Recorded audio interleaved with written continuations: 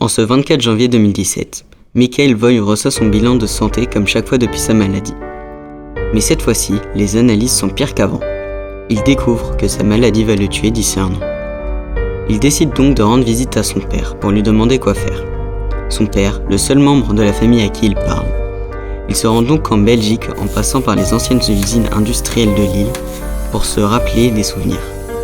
Une fois rendu chez son père en Belgique, après une demi-journée de route, il s'effondre en larmes, perdu devant son père. Michael se confie. Je vais bientôt mourir. Son père pleure en apprenant cela, puis parle à son fils. Profite de la vie. Va voir notre famille, voyage. Réalise tes objectifs et tes rêves. Et quand tu te sens perdu, monte tout au haut d'une tour ou d'une montagne pour prendre du recul sur ta situation. Le 26 janvier, à 19h27, Michael Voigt prend son train à Lille, arrive à Monaco à 3h18 et prend un hôtel.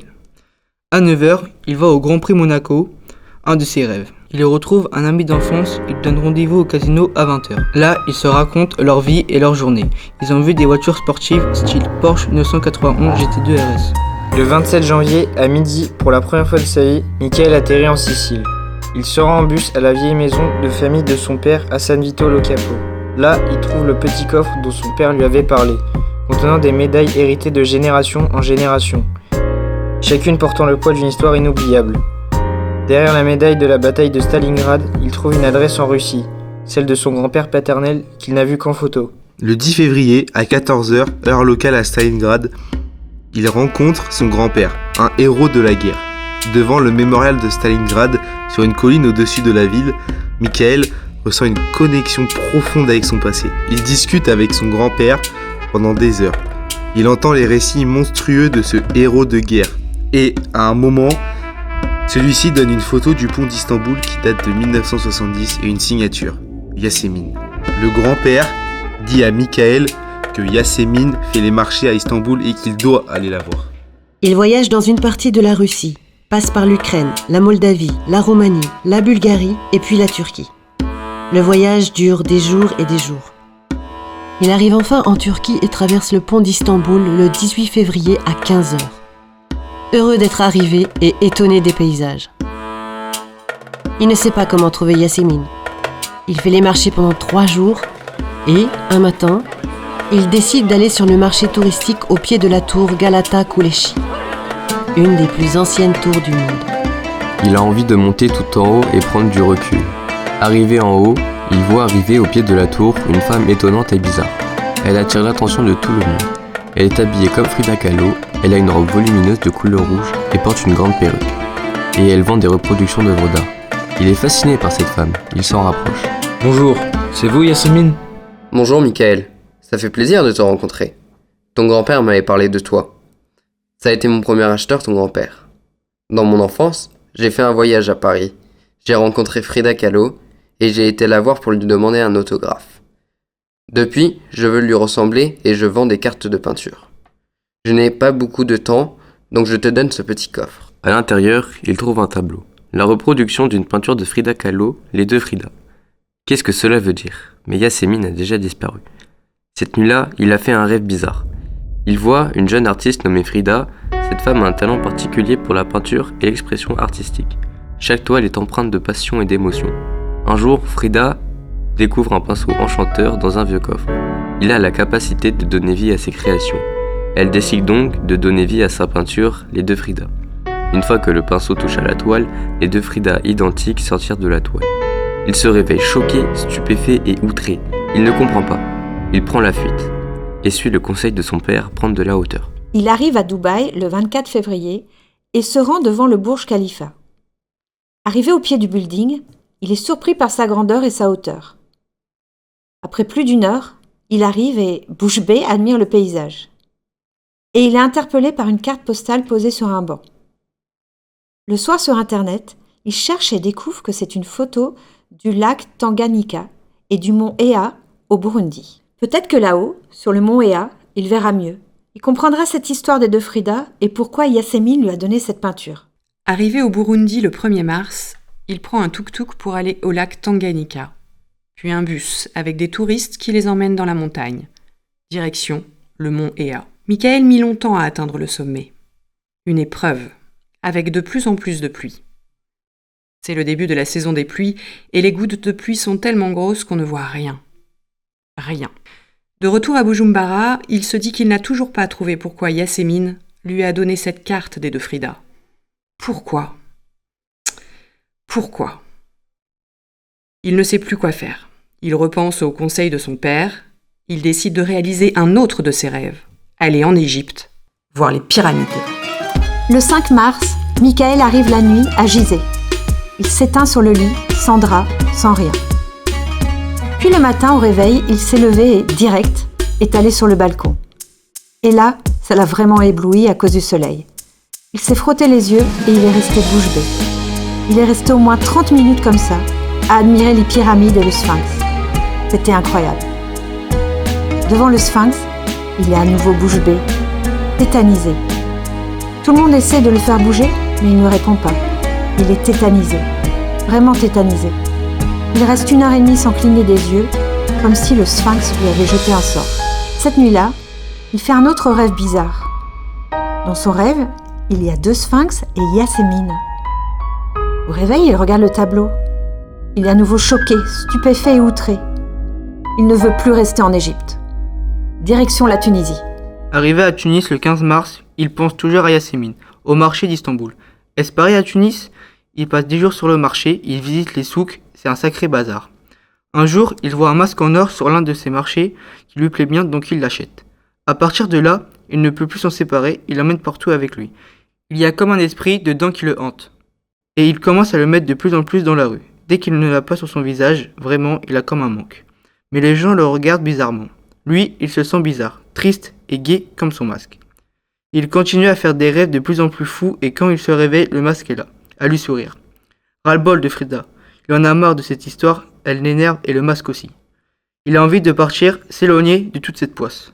Le 20 mars, il passe la frontière et arrive en Algérie. À Alger, il marche dans les rues, au hasard. Il se retrouve dans un souk. Il achète un petit tambourin. Et il se met soudain à danser et à jouer du tambourin. Les gens viennent le regarder, de plus en plus nombreux. Et ça devient un spectacle de rue. Le soir même, il décide d'appeler son grand-père. Il lui raconte tout. J'en ai marre de toutes ces histoires, ça me casse les pieds. Dis-moi la vérité. Après un long silence, son grand-père se met à parler. Mon vrai prénom c'était Karim. J'étais un grand musicien populaire algérien. Mais j'étais pauvre. Et j'avais des frères et sœurs à nourrir. Alors je suis parti en France pour gagner ma vie. J'y ai rencontré ta grand-mère. Elle est devenue ma petite amie, puis ma femme. Et tous les soirs, elle m'apprenait des nouveaux mots français. Puis ton père est né. Et moi j'ai continué à faire ma musique. Un jour, j'ai été invité à un festival à Sintra, au Portugal. À Sintra, j'ai rencontré un grand acteur portugais, Ricardo, ton futur grand-père maternel. Avant de monter sur scène, il a mis son masque en forme de corbeau noir, car c'était son rôle le plus fort, et il a dit « Merci beaucoup pour ce prix. Mais il y a une personne ici, avec moi, qui fait de la musique. Il va venir faire une prestation. » Je suis monté sur scène et j'ai joué. Puis je suis rentré en France. Plus tard, Ricardo nous a rejoints. Va rencontrer ton grand-père maintenant que je t'ai dit tout ça. Tu dois aller chez Ricardo à Sintra. Karim avait raccroché. Michael reste longtemps sans bouger. Il comprend son histoire avec le masque, mais toujours pas celle de Frida.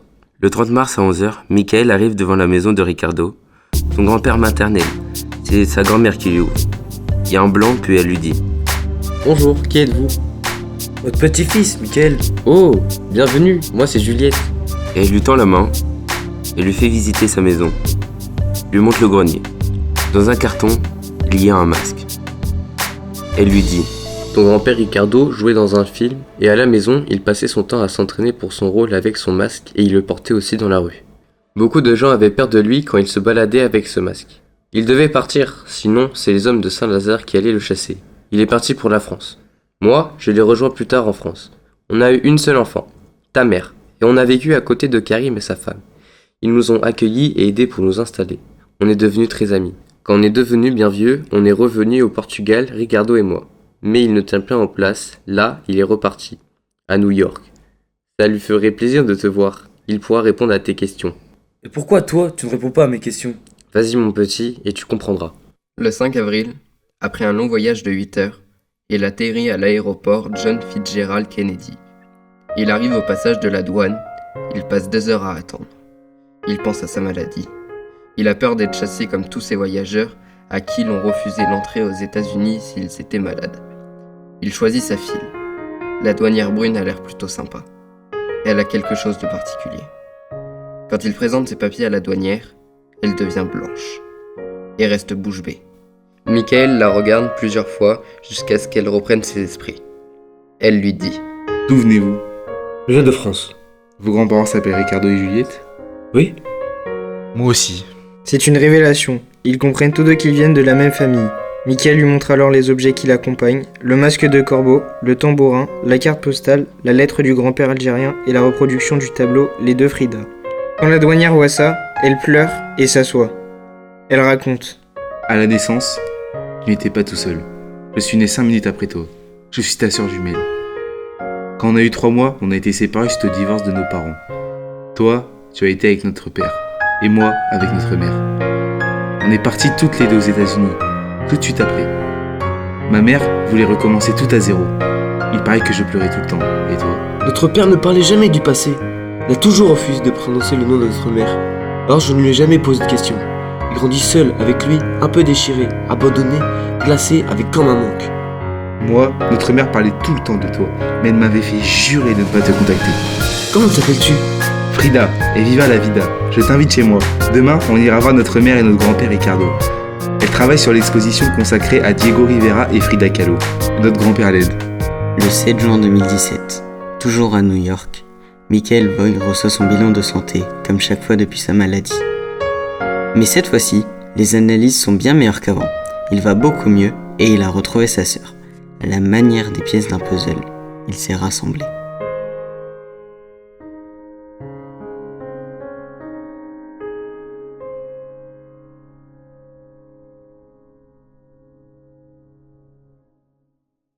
La classe de seconde bac pro mécanicien du Centre de formation des apprentis de la Chambre des métiers et de l'artisanat de Charente-Maritime vous a présenté Les 12 aventures de Michael Voigt. Une production du Fonds de dotation Auteurs solidaires en collaboration avec l'Agence Livre Cinéma et Audiovisuel, en partenariat avec la région Nouvelle-Aquitaine, la délégation régionale académique à l'éducation artistique et culturelle, avec le soutien financier de la SACD, la SACEM, la Fondation Total Énergie.